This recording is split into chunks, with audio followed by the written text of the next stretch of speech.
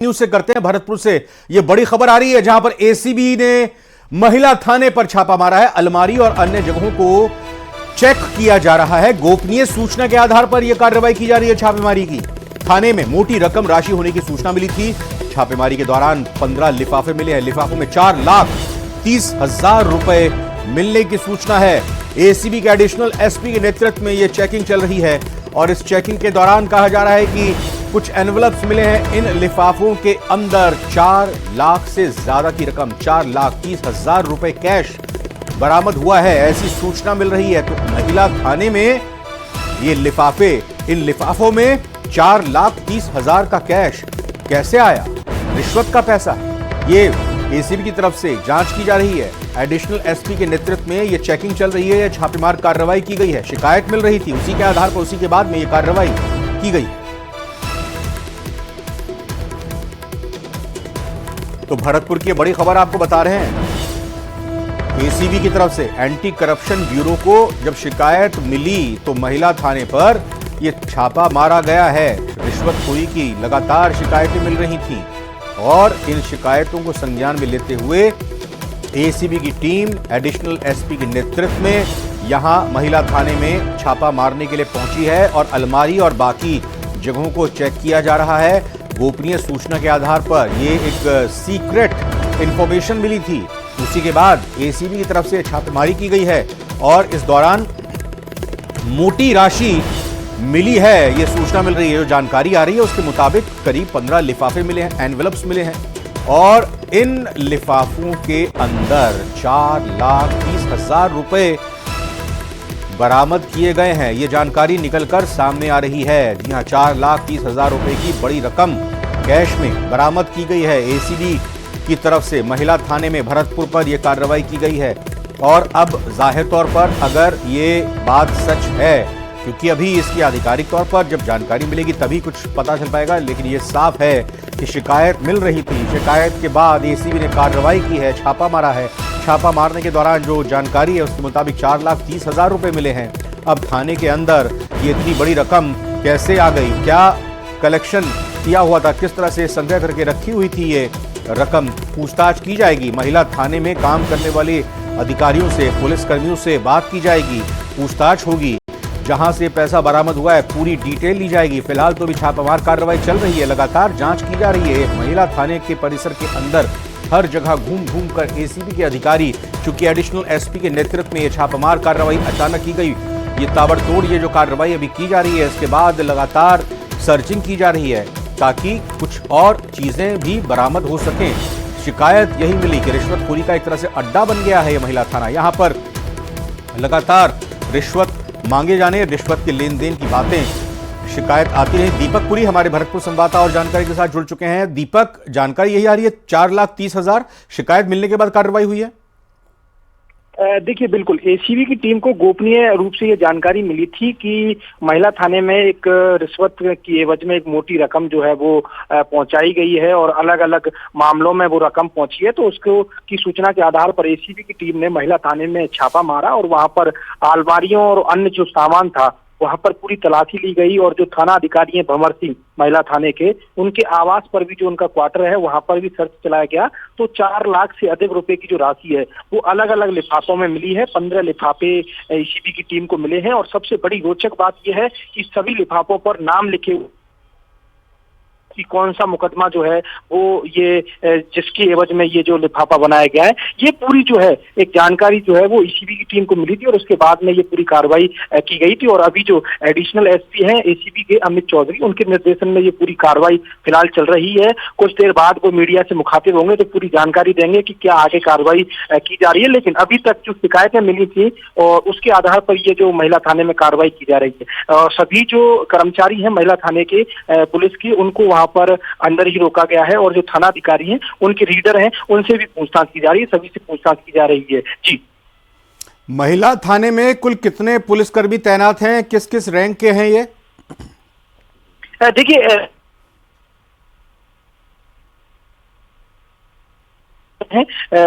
उसके बाद में जो करीब बताया जा रहा है कि 14-15 पुलिसकर्मी हैं, कुछ महिला कांस्टेबल भी हैं, 3 से 4। ये पूरा जो जाब्ता है वो महिला थाने में है। अभी फिलहाल उनमें से 5 से 7 लोग मौजूद थे, वो महिला थाने में ही मौजूद है। एक एएसआई है, एक महिला कांस्टेबल है, वो थाने में मौजूद है। और सभी से पूछताछ उन्होंने, जब एसीबी की टीम पहुंची थी उसके बाद पूछताछ की गई।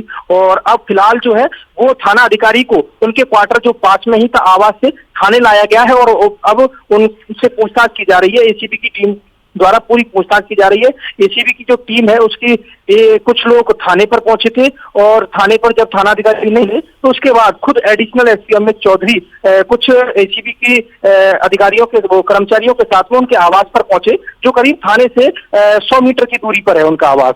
वहां पर जाकर के उनके आवास का पूरे सर्च किया गया, और वहां से जो सामान मिला था उसको जब्त कर बस थाने लाया गया। और अब जब हमारी उनसे बात हुई तो उनका ये कहना है कि अभी गोपनीय रूप से पूरी जो कार्रवाई है वो की जा रही है। कुछ देर बाद पूरी तरह आपको ब्रीफ कराया जाएगा कि या किस तरह से ये सूचना मिली थी और उसके बाद क्या कार्रवाई की गई है। लेकिन ये स्पष्ट है कि 4 लाख से अधिक की जो राशि है वो मिली है, और लिफाफों में बंद जो राशि है वो मिली है। जी, बहुत बहुत धन्यवाद दीपक पुरी। देखिए क्या स्थिति बताई जा सकती है, जिस तरीके से लिफाफों के अंदर 15 के करीब लिफाफे, 4,30,000 की रकम, रिश्वत की रकम, इसलिए क्योंकि जिन जिन लोगों से रिश्वत ली गई है, जिस केस के संबंध में रिश्वत ली गई, उसका पूरा ब्यौरा इन लिफाफों पर रखा गया। पूरा हिसाब किताब होना तो ये चाहिए कि किस केस का क्या स्टेटस है, एफआईआर क्या सब कुछ मेंटेन सही से है कि नहीं है, ये जानकारी, ये सब कागजी कार्रवाई, कागजी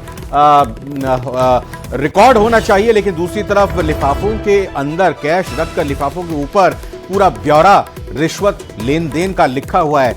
वाकई ये अपने आप में एक अजब कारनामा इस महिला थाने का निकलकर सामने आ रहा है। अपडेट देंगे आपको इस पर, लेकिन फिलहाल दीपक पुरी का बहुत बहुत धन्यवाद।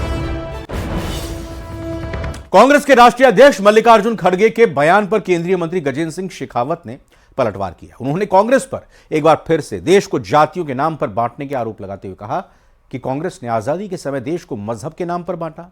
हरियाणा में कांग्रेस के झूठे नैरेटिव को एक सिरे से लोगों ने खारिज किया था। झारखंड और महाराष्ट्र में विकास की राजनीति पर भाजपा की सरकार बनेगी। देखिए, कांग्रेस पार्टी ने अपने प्रारंभ के काल से लेकर आज तक इस देश को बांटने का पाप किया है। आजादी के समय देश को मजहब के आधार पर टुकड़ों में बांटा गया, बोली के आधार पर देश का बंटवारा किया गया, भाषा के आधार पर बांटा गया, अमीर और गरीब के नाम पर बांटा, ऊंचे और नीचे के नाम पर बांटा, अगड़े और पिछड़े के नाम पर बांटा, और बांटते बांटते अब देश को एक बार फिर जातियों के नाम पर बांटने का पाप कांग्रेस पार्टी कर रही है। और ये बांटने की मानसिकता के साथ में राज प्राप्त करने की जो उनकी सोच थी, अब देश में 2014 से नरेंद्र मोदी जी के राजनीति में पदार्पण के बाद, दिल्ली की केंद्रीय राजनीति में आगमन के बाद में अब देश में केवल और केवल विकास की राजनीति के लिए स्थान बचा है। आपने देखा होगा अभी हाल ही में हरियाणा के हुए संपन्न चुनाव में, जहां तमाम तरह की आशंकाएं व्यक्त की जा रही थी, झूठे नैरेटिव गढ़े जा रहे थे, पर प्रदेश की जनता ने डबल इंजन की सरकार के विकास के एजेंडे पर मोहर लगाई। उदयपुर की खबर आपको बताते हैं, जहां महाराणा प्रताप एयरपोर्ट के बाहर टैक्सी चालकों के बीच पैसेंजर को लेकर इतना विवाद हो गया कि चालक हाथापाई पर उतर आया, जमकर मारपीट हुई। उदयपुर के एयरपोर्ट के बाहर का नजारा है, तस्वीरें हैं, जहां प्रीपेड टैक्सी ऑपरेटर्स और ओला उबर यानी प्राइवेट टैक्सी ऑपरेटर्स के बीच ये विवाद हो गया। एयरपोर्ट पर आने वाली सवारियों को उदयपुर छोड़ने की बात को लेकर विवाद हुआ, मारपीट तक पहुंच गया ये विवाद, और दोनों पक्षों के बीच जमकर लाठियां चली, हाथापाई हुई, घूसेबाजी हुई। सूचना मिलने पर पुलिस मौके पर पहुंची और जल्द ही स्थिति को कंट्रोल में किया गया। इसके साथ ही मौके से कुछ लोगों को थाने भी लाया गया है, जिनसे पूछताछ जारी है।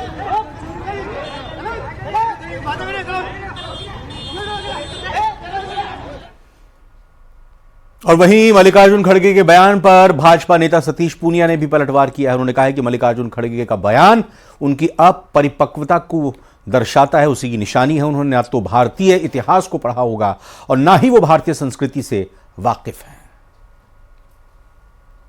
ध्रुव सत्य है, इस देश में ये सनातन परंपरा से चलता है, किसी एक व्यक्ति से, किसी परिवार से, किसी वंश और खानदान से नहीं चलता।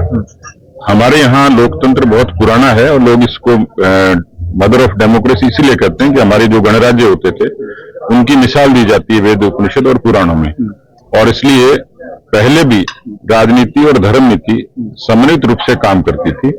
इसलिए शायद वो इस मामले में परिपक्व हैं, क्योंकि उन्होंने तो इतिहास पढ़ा होगा, नए संस्कृति से वाकिफ हैं। विधानसभा उपचुनाव के मद्देनजर सभी तैयारियां पूरी कर ली गई हैं। सभी 7 विधानसभा क्षेत्रों रामगढ़, दौसा, झुंझुनू, सलूंबर, चौरासी, खींवसर और देवली उनियारा में स्वतंत्र, निष्पक्ष और पारदर्शी चुनाव के लिए कानून व्यवस्था के पुख्ता इंतजाम किए गए हैं। देखिए ये रिपोर्ट।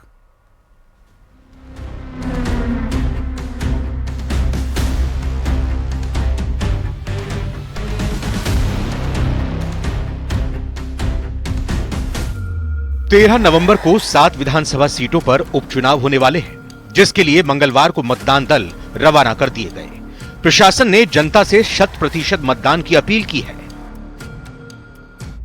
3 किलोमीटर तक सुरक्षा बलों का रेला लोगों को आश्वस्त कर रहा है। लोकतांत्रिक अधिकार का इस्तेमाल कीजिए, बेखौफ होकर मतदान कीजिए। तस्वीरें दौसा की हैं। मतदान से पहले दौसा पुलिस पूरी तरह अलर्ट है। यहां पैरामिलिट्री की 12 कंपनियां बुलाई गई हैं। निष्पक्ष और शांतिपूर्ण चुनाव के लिए आसपास के जिले से भी पुलिस अधिकारियों को दौसा बुलाया गया है। 161 बूथ हैं जिनके ऊपर लाइव वेबकास्टिंग होगी। इसके अलावा 60 बूथ हैं जिन पे माइक्रो ऑब्जर्वर्स का डिप्लॉयमेंट किया गया है, और तकरीबन हमारे सारे बूथ या तो वेबकास्टिंग से या फिर माइक्रो ऑब्जर्वर से या फिर CAPF आर्म्ड फोर्स का जो प्रोटेक्शन होता है उससे कवर्ड है। दौसा में 240 मतदान केंद्र हैं। 161 मतदान केंद्रों की लाइव वेबकास्टिंग होगी, यानी इन मतदान केंद्रों के अंदर और बाहर की तस्वीरें सीधे राज्य निर्वाचन आयोग, भारत निर्वाचन आयोग और जिला निर्वाचन अधिकारी देख सकेंगे। कुल मिलाकर ये कहा जा सकता है कि राजस्थान का सबसे संवेदनशील जिला दौसा है, और दौसा में चुनाव शांतिपूर्ण कराना एक चुनौती होता है। ऐसे में इस चुनौती को प्रशासन बिल्कुल भी हल्के में नहीं ले रहा है और पूरी तरह सतर्कता बरती जा रही है। डूंगरपुर की 84 विधानसभा उपचुनाव के लिए 13 नवंबर को मतदान होगा। इसके लिए मंगलवार को फाइनल ट्रेनिंग के बाद मतदान दलों को सुरक्षा के बीच रवाना कर दिया गया है।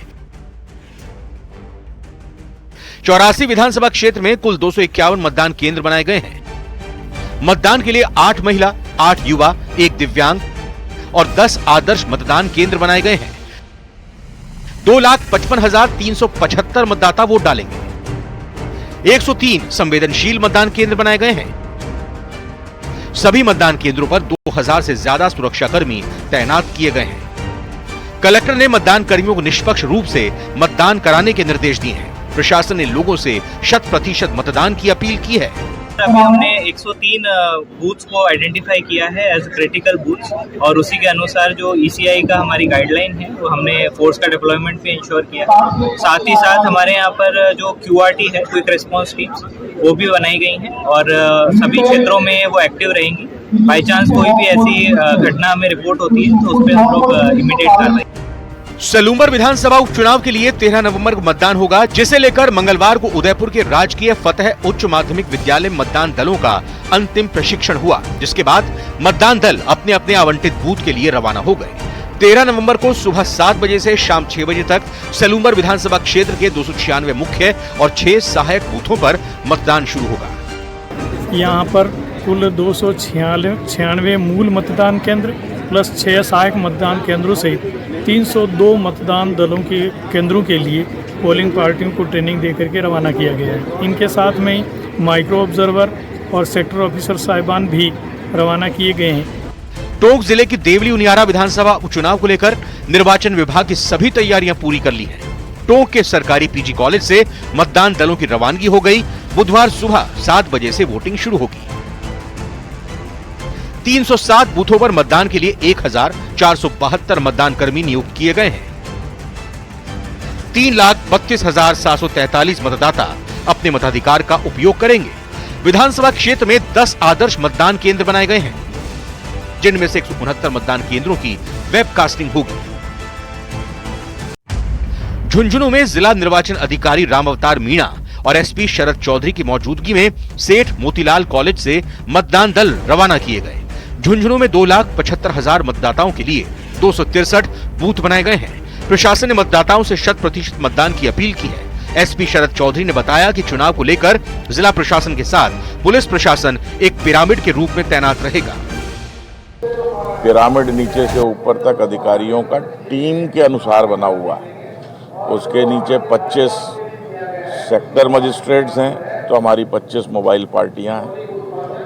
8 जैसा कि बताया, केवल जो क्रिटिकल बूथ हैं उन पे भ्रमण करने के लिए 8 अतिरिक्त मजिस्ट्रेट जिला कलेक्टर महोदय ने लगाए हैं। 7 सीटों के लिए बीजेपी कांग्रेस समेत 69 प्रत्याशी मैदान में हैं। 13 नवंबर को इनके भाग्य का फैसला करने के लिए मतदान होगा, इसीलिए लोगों से बढ़ चढ़कर मतदान करने की अपील की जा रही है। Bureau report, news 18 Rajasthan.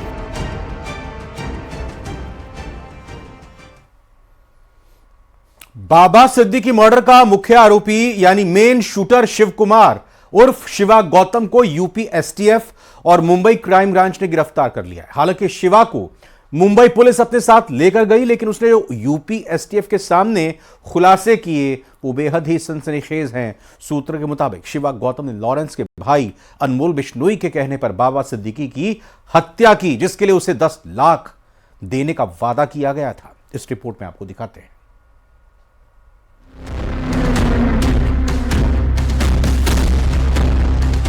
Shooter बोला, बाबा सिद्दीकी मर्डर का राज खोला।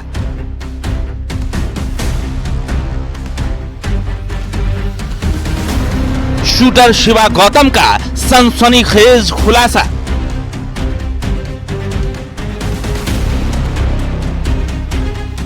$10 लाख की सुपारी, बाबा सिद्दीकी को गोली मारी। लॉरेंस का ऑर्डर, अनमोल के कहने पर मर्डर।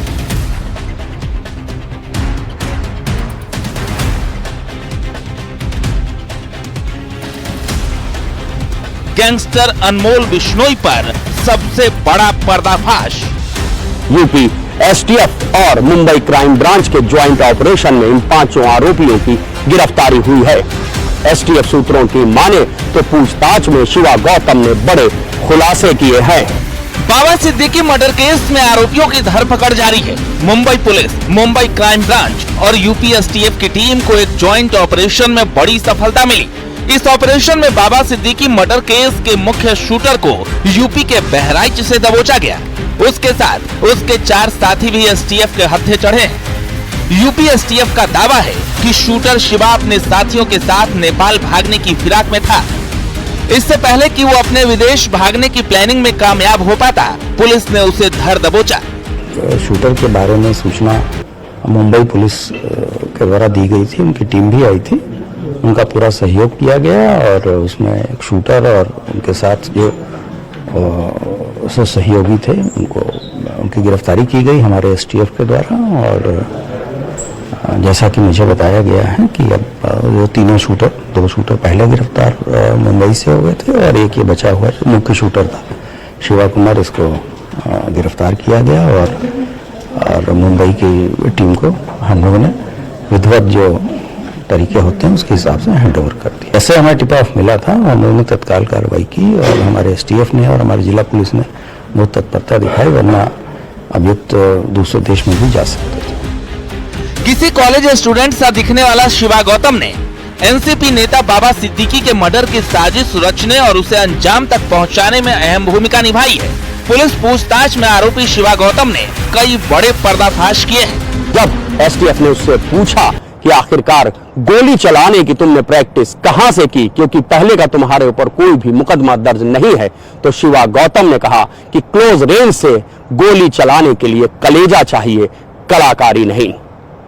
शिवा गौतम ने बताया कि उसने 6 गोलियां बाबा सिद्दीकी पर चलाई थी, जिनमें से 3 बाबा सिद्दीकी को लगी भी थी। दावा है कि शूटर शिवा गौतम और धर्मराज कश्यप एक ही गांव के रहने वाले हैं। धर्मराज कश्यप पुणे में स्क्रैप का काम करता था। शुभम लोनकर और उसकी दुकान आसपास थी।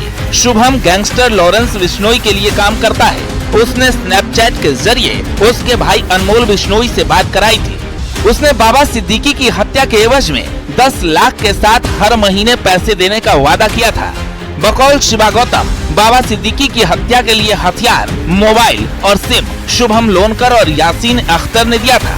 वारदात को अंजाम देने के बाद आपस में बात करने के लिए तीनों शूटर्स को नए सिम और मोबाइल भी दिए गए थे। उन तीनों ने कई दिनों तक मुंबई में बाबा की रेकी करने के बाद 12 अक्टूबर की रात उनकी हत्या कर दी। बाबा सिद्दीकी की हत्या के बाद शूटर शिवा पुणे भाग गया था और वहां से वो पुलिस से छिपते छिपाते झांसी, लखनऊ होते हुए बहराइच पहुंचा और यहां से नेपाल भागने की तैयारी में था। बाबा सिद्दीकी के मर्डर में शिवा ने काफ़ी खुलासे किए हैं। इसके अनुसार शुभम लोनकर नाम का एक व्यक्ति इससे संपर्क में था, जिसने इसे ये कार्य दिया था और इसने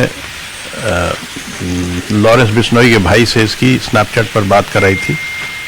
इसे 10 लाख रुपए देने का वादा किया गया था और बाद में भी कुछ कुछ पैसे दिए जाते रहेंगे, ऐसा कहा गया है। माना जा रहा है कि बाबा सिद्दीकी की हत्या का एक मकसद एक्टर सलमान खान को मैसेज देना भी था। दरअसल सलमान खान और बाबा सिद्दीकी की नजदीकियां किसी से छिपी नहीं है। बाबा सिद्दीकी सलमान खान के बेहद करीबी थे, इसलिए माना जा रहा है कि बाबा को मारकर सलमान को सीधा सीधा मैसेज दिया गया है। शिवा गौतम ने बताया कि वारदात के लिए उसे 25,000 रुपए मिले थे और असलहे शुभम लोनकर ने दिए थे। इस हत्याकांड के बाद उसे 10 लाख रुपए देने का वादा किया गया था। शिवा के कई साथी पहले भी गिरफ्तार हो चुके हैं। कैमरामैन मनोज शाही के साथ ऋषभ त्रिपाठी, न्यूज़ 18 लखनऊ। अब ये खबर चित्तौड़गढ़ से है, जहां कपासन क्षेत्र के करजाली गांव में भी पैंथर की हलचल देखने को मिली है। करजाली गांव में पिछले 2 दिनों से पैंथर की हलचल के साथ ही एक बकरी का भी शिकार करने का प्रयास किया गया था, जिसके बाद से ग्रामीणों में डर होने से पैंथर की हलचल वाले स्थान पर पिंजरा लगा दिया गया है। वहीं ग्रामीणों को क्षेत्र में जाने से भी रोकने के निर्देश दिए गए।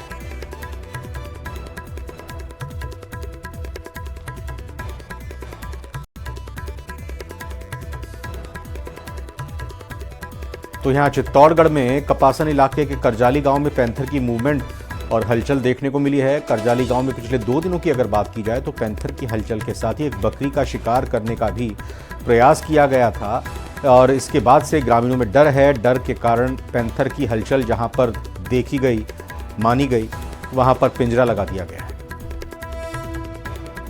स्पेशल